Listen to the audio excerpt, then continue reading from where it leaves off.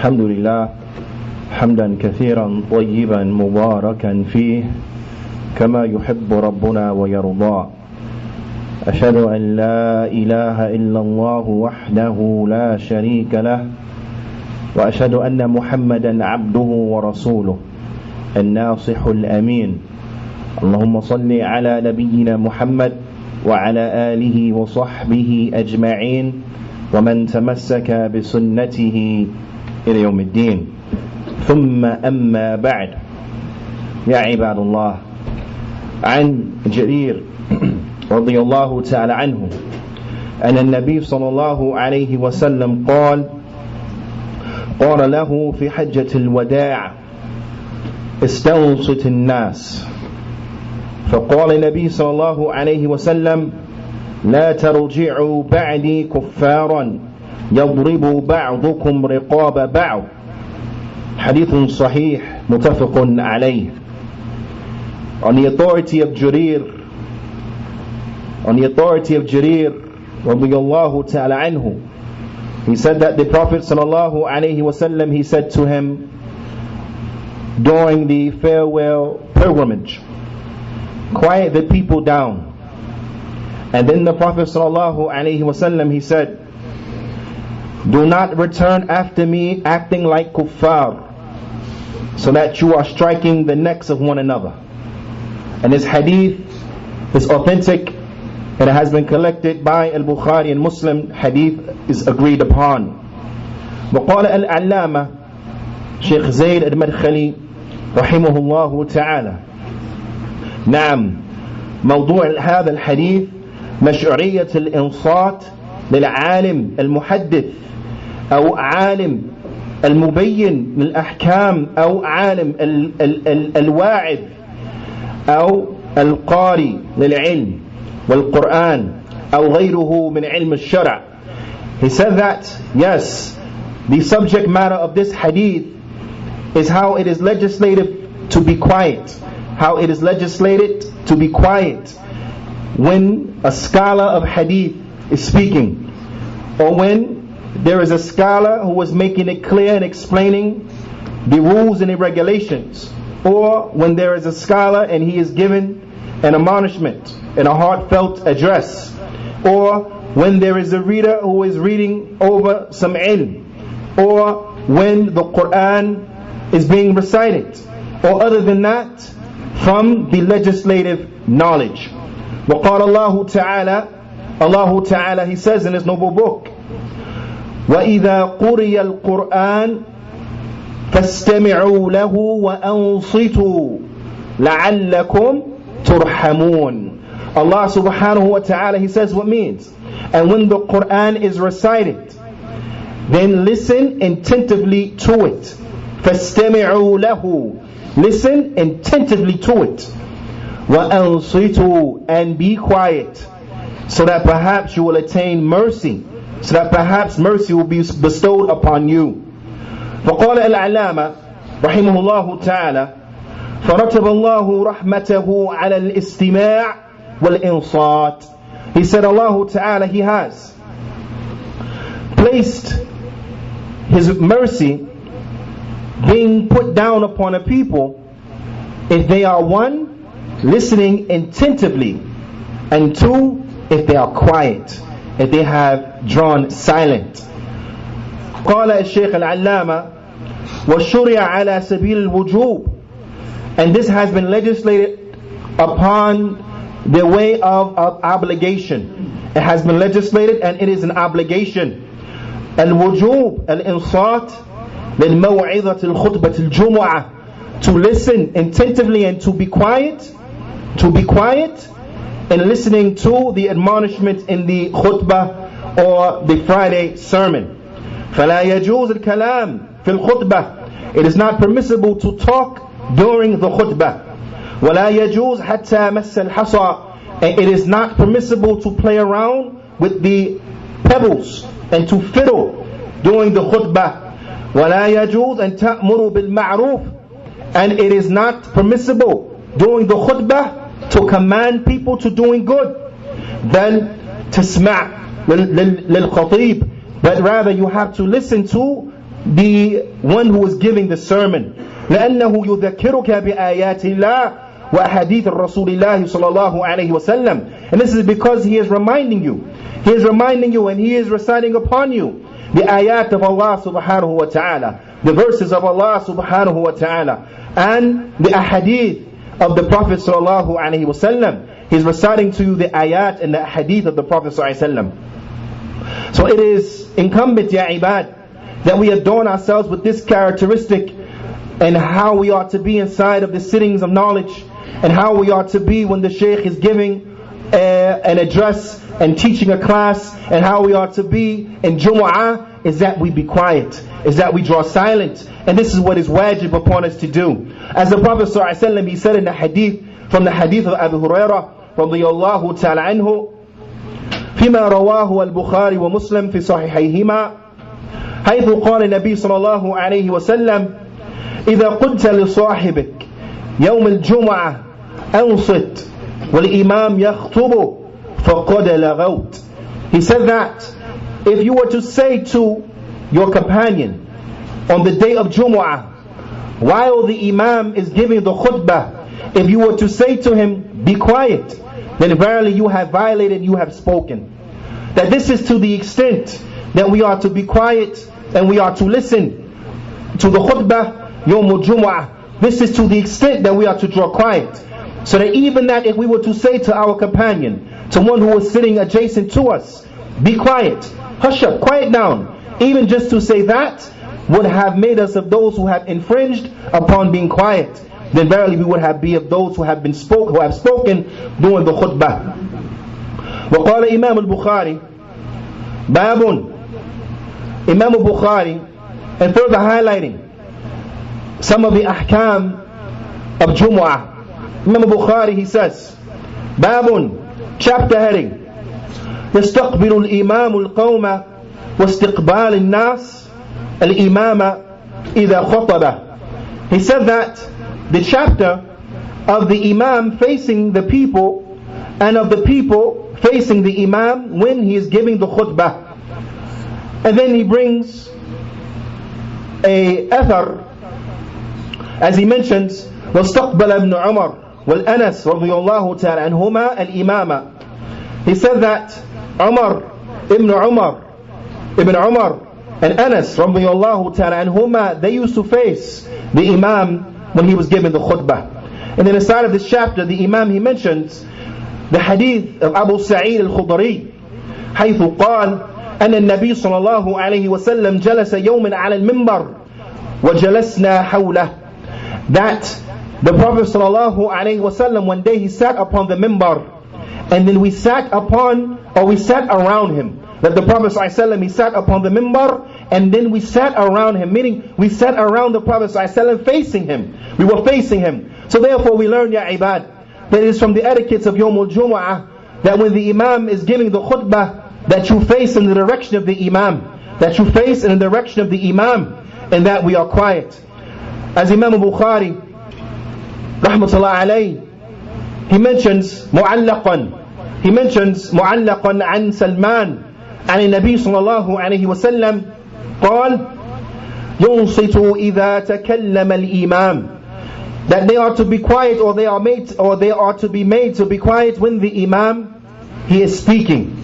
Then when the Imam is speaking, that we are to be quiet. Meaning inside of the khutbah of Jumu'ah. As this comes in the chapter, Babun al-Insat Yawm al-Jumu'ah wal-Imam yakhtubu. To be quiet on the day of Jumu'ah and the Imam, he is giving the khutbah. However, you find that this is as relates to the khutbah and as relates to any time that an alim from the ulama or a talib from the tulab al-ilm is teaching the people good. Any time that the ayat are being mentioned, any time that hadith are being mentioned in the sittings of knowledge, then we are to be quiet. And this is from the adab, this is from the mannerisms, the proper mannerisms on how we are to sit inside of the circles of knowledge.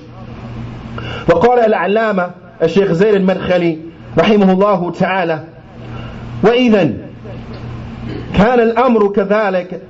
He says, and therefore, since the affair is like that, فإنه يشرع الإنصات لمن يلقى العلم. بأي وسيلة من وسائل خطابة أو تدريسا أو إجابة لابد من الإنصات.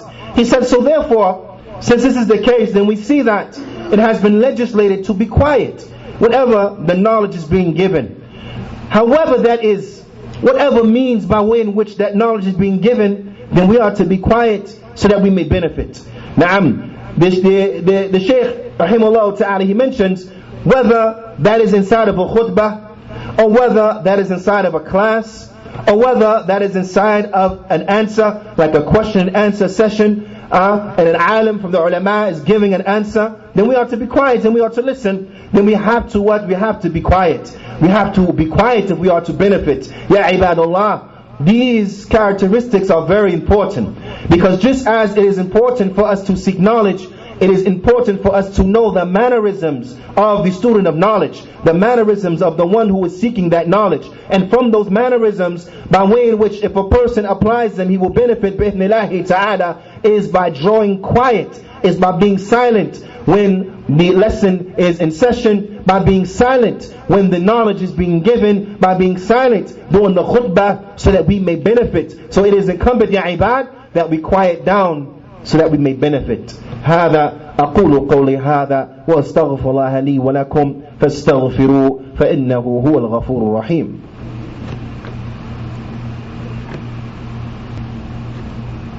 بسم الله والحمد لله والصلاة والسلام على رسول الله نبينا محمد وعلى آله وصحبه أجمعين ومن تمسك بسنته إلى يوم الدين. ثم أما بعد، فقال العلامة شيخ زيد المدخلي رحمه الله تعالى: وفي الحديث طلب العالم من بعض طلابه أو من بعض طلابه أن يعينه باستنصات الناس.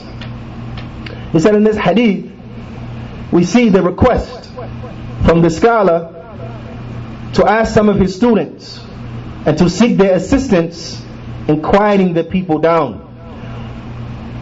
The Shaykh, he says, من أجل عموم الفائدة, and this is due to the general benefit. كما أمر النبي صلى الله عليه وسلم جرير أن يستنصت الناس. Like the Prophet صلى الله عليه وسلم, he commanded Jarir رضي الله تعالى عنه to quiet the people down. ليسمعوا الحكم الشرعي, so that they may hear a legislative ruling. So that they may hear a legislative ruling.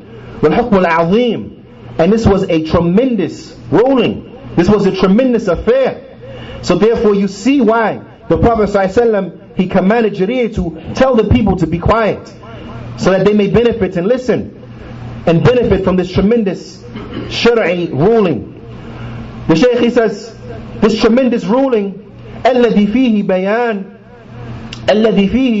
بيان رباط الأخوة الإيمانية بين المؤمنين. To listen to this tremendous ruling that had therein that which is related to the connection of faith-based brotherhood amongst the believers, because it was related to that which will bring the believers together and maintain their faith-based brotherhood. So therefore the Prophet ﷺ, after the people had quieted down, the Prophet ﷺ, he said to them, لا ترجعوا بعدي كفارا يضرب بعضكم رقاب بعض. He said, do not return after me acting like kuffar, so that you are striking each other's necks. Do not return after me acting like kuffar, striking each other's necks, meaning fighting and killing one another. فقال العلامة شيخ زيد المدخلي رحمه الله تعالى: وفي الحديث تحذير من الوقوع في الفتن بالقتال بأي سبب من الأسباب. He said, and inside of this hadith, then there is a warning. There is a warning from falling into the fitna that will result in fighting. Falling into the fitna that may result in fighting, from whatever means by way in which that comes about, by whatever avenue by way in which that comes about, to shut down every avenue that will lead to fitna. Because when the fitna escalates, then it will escalate to its epitome, and that epitome is fighting and killing one another. So we are to shut down the fitna.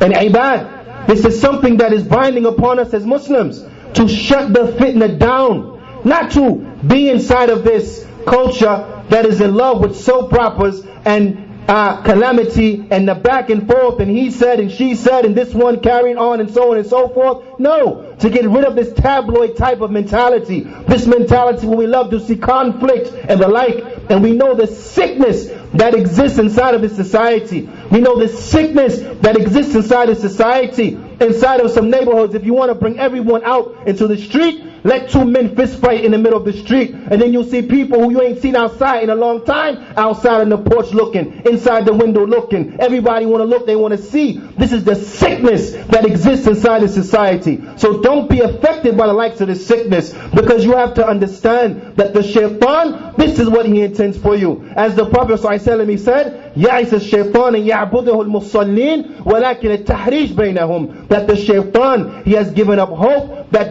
those who pray will worship him. So therefore he puts his energy into making fitna up between you. By making fitna between you, he has given up hope that those who pray are going to worship him. So therefore he puts his energy where? Into making fitna between them, to separate them, causing disunity amongst them. Because that fitna, when it reaches its epitome, then it will reach to what? To the Muslims fighting and killing one another. So we have to shut it down, ya ibad. We have to be able to have the courage to be able to stand up for that which is right, and to identify the troublemakers for who they are, so that we shut them down, so that we shut down their campaigning, we shut down their deceit, we shut down their deception, we shut down their trickery, because they want nothing good. Anybody who wants to come between brothers and have them fighting at one to another, then this is an individual who intends evil.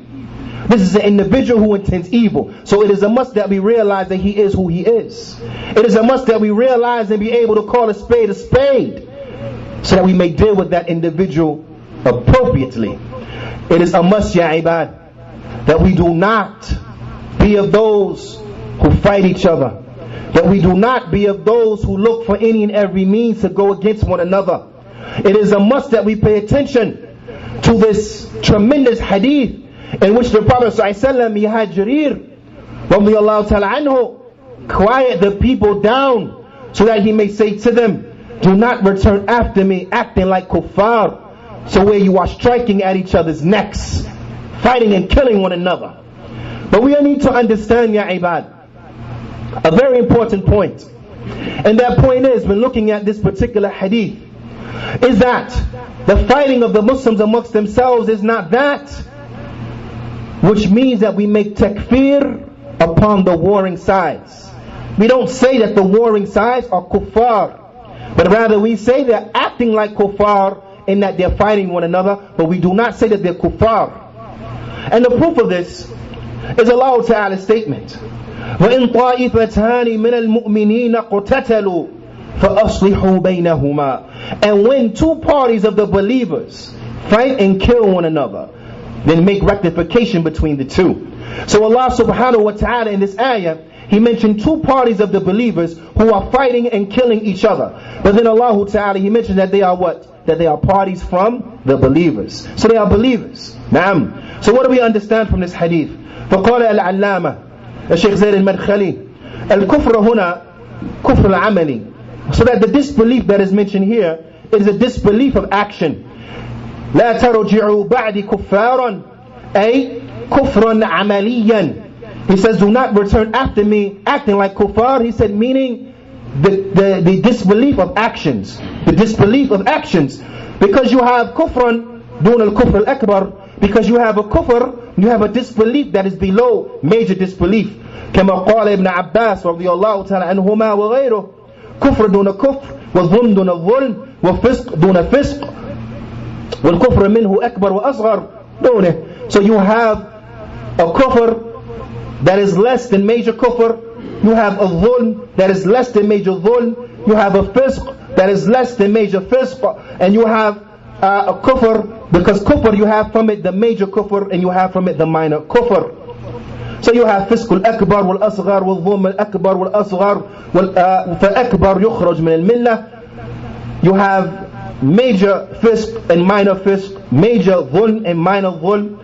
And the major of these types, they will expel a person from the religion. وَالْكُفْرُ الْأَصْغَرُ لَا يُخْرَجُ مِنَ الْمِلَّةِ كَهَذَا الْحَدِيثِ. But the minor kufr, it does not expel one from the religion, as we see an example of this inside of this hadith. لَا تَرْجِعُوا بَعْدِ كُفَّارًا يَضْرِبُوا بَعْضُكُمْ رِقَابَ بَعْضٍ. Do not return after me acting like kuffar by striking the necks of one another. The Shaykh, he brings an important point. And this is why we have to avoid minor kufr, because minor kufr will lead to major kufr. Minor kufr, it will lead to major kufr. The Shaykh, he says, فَإِذَا اسْتَحَلَّ قَتْلُ الْمُؤْمِنِينَ إِسْتِحْلَالًا قَلْبِيًّا فَقَدْ وَقَعَ فِي الْكُفْرِ الْأَكْبَرِ. He said, but if they make it permissible, the killing of the believers, they make it permissible, the killing of the believers, and this is something that they believe inside of their hearts, that it is okay, it is permissible, it is halal to kill a Muslim.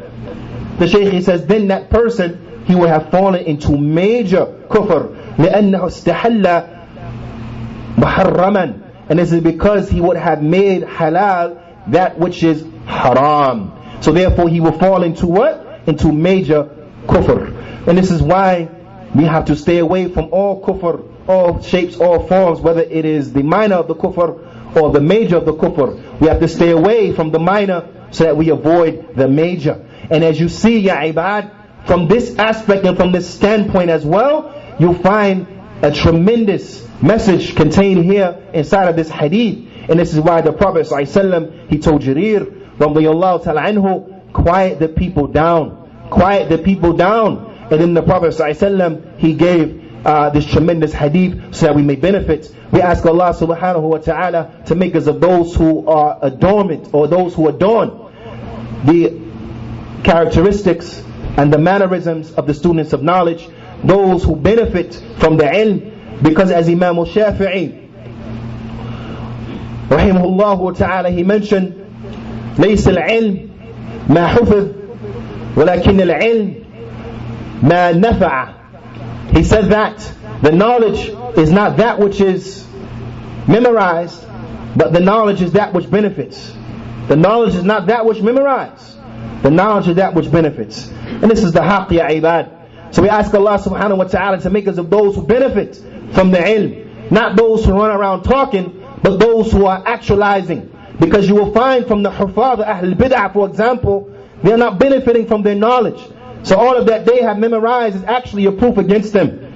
But those who are from the juhal of Ahl Sunnah, you find that they will benefit as long as they are implementing the qawa'id and the principles of da'wah to Salafiyah, of the Sunnah. Then they will benefit even if they know and have memorized only but a little bit. So the knowledge is that which benefits. So we ask Allah subhanahu wa ta'ala to make us of those who are truly benefiting from the knowledge. وأسأل الله تعالى أن يوفقني وإياكم لما يحبه ويرضى وأن يجعلنا من الذين يستمعون قولا فيتبعون أحسنا وأن يجعلنا ممن إذا أعطي شكر وإذا بطولي صبر وإذا أذنب استغفر فإن هؤلاء ثلاثة عنوان السعادة. هذا يا عباد فأقيموا الصلاة وإن الصلاة تنهى عن الفحشاء والمنكر.